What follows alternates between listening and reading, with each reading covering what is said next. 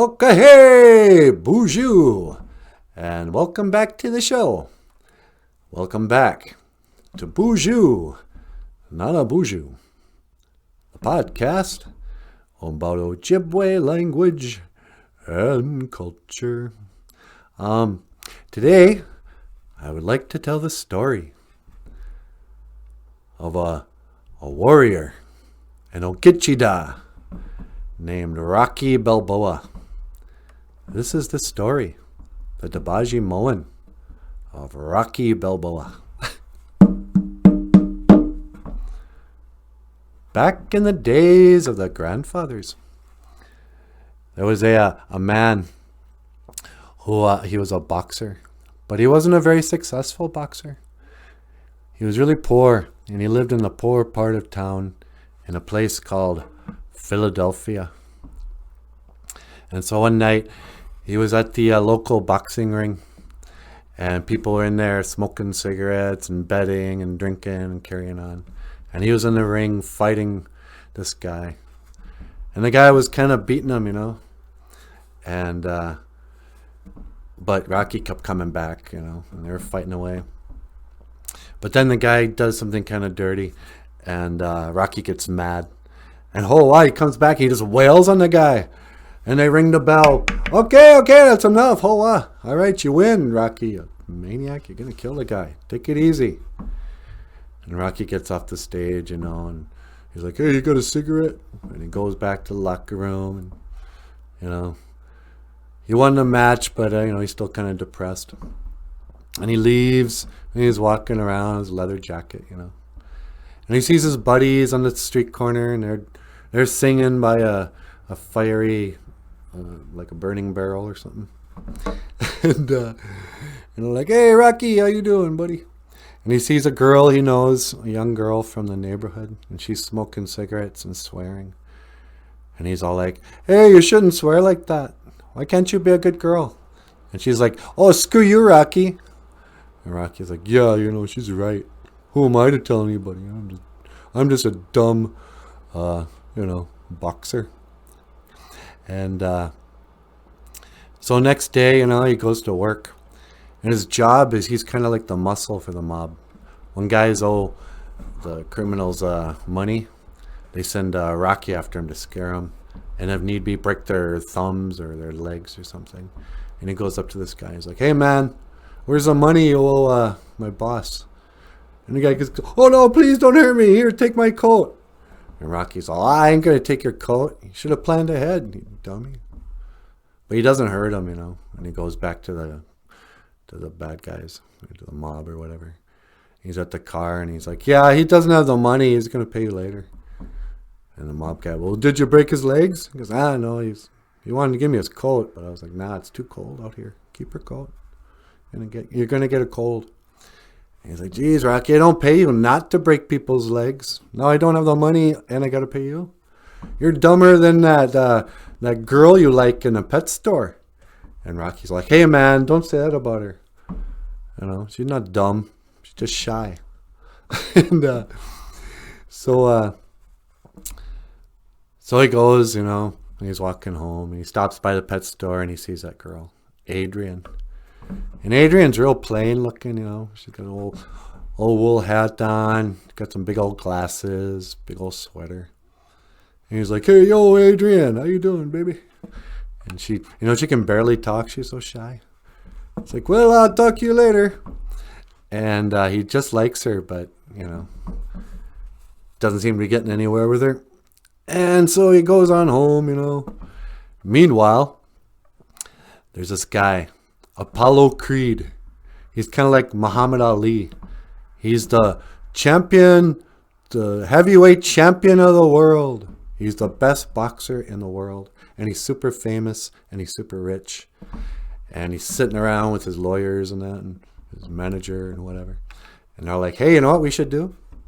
We should have a big fight, a big celebration of 1976, Independence Day.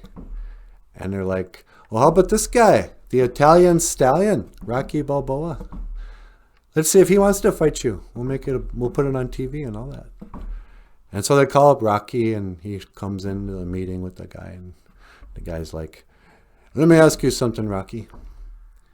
Do you believe America's a land of opportunity? And Rocky goes, yeah. And so he goes, how would you like a shot at the title? How would you like a chance to fight the world champion, heavyweight champion of the world? He's like, okay.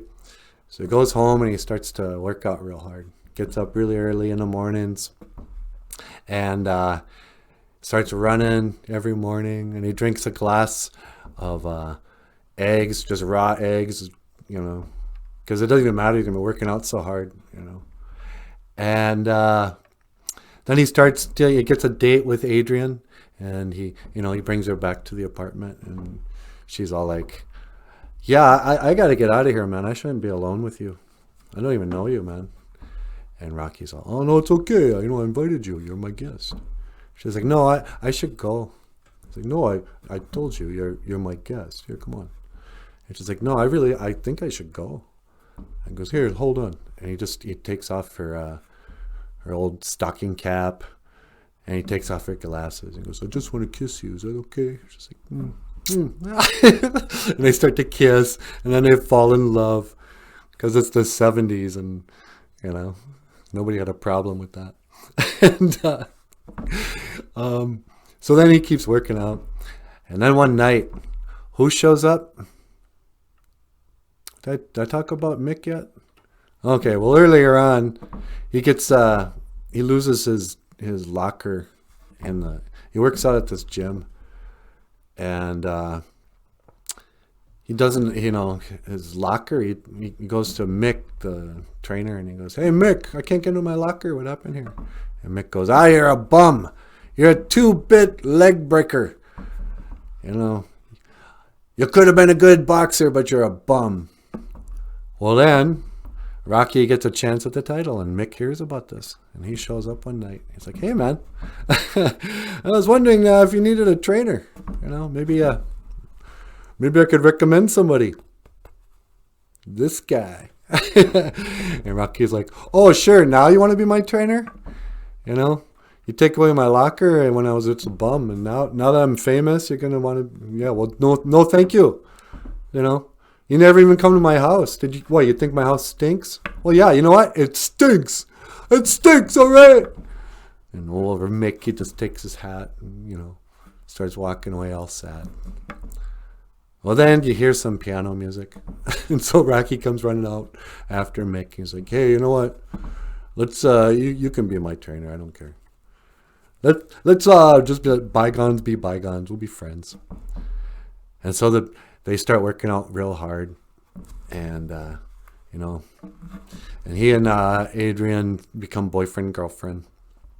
And the big day comes, and he's in there to fight Apollo Creed, who we also see training, and he's like really good. And so they start to fight, and they're fighting and fighting. And a lot of people thought Rocky would just get knocked out in the first round, but he didn't. He kept coming back, and he kept coming back. Round after round, he would take a beating, but just like that little Energizer bunny, he just kept going. And so finally, it's like nearing the end of the fight, and his one eye is just, swollen shut. And he's in the corner, and he's like, oh, man, I'm really beat up, but I can't see out of this eye. And he goes to Mick, and he goes, Mick, cut me. And Mick's like, what, are you out of your mind? I'm not going to cut your eyelid. He goes, cut me. I need to see to win this fight. And so he cuts his eye, and he goes out there, and he fights, and he fights, and he fights. And then the final round, he makes it the distance without being beaten, without being knocked out. And the judges finally go, okay, Apollo Creed. It was really close. We couldn't decide, but we're going to say Apollo Creed. And Rocky don't even care. He's like, Adrian, where's my girlfriend? And Adrian, who's there? She shows up the last minute. And she's running to the crowd, and her hat falls off. And she's like, oh, Rocky, I love you. And she jumps up on in the ring somehow. And they jump around, and they're hugging. And even though he lost the boxing match, He actually won because he wanted a girl and he went the distance. And this is the story of Rocky Balboa, the Ogichida, the warrior.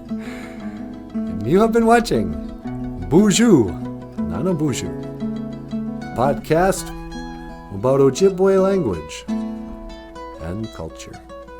I am NANABOOZHOO, and I will see you again. Gigawabamin, Minowa, Hoa.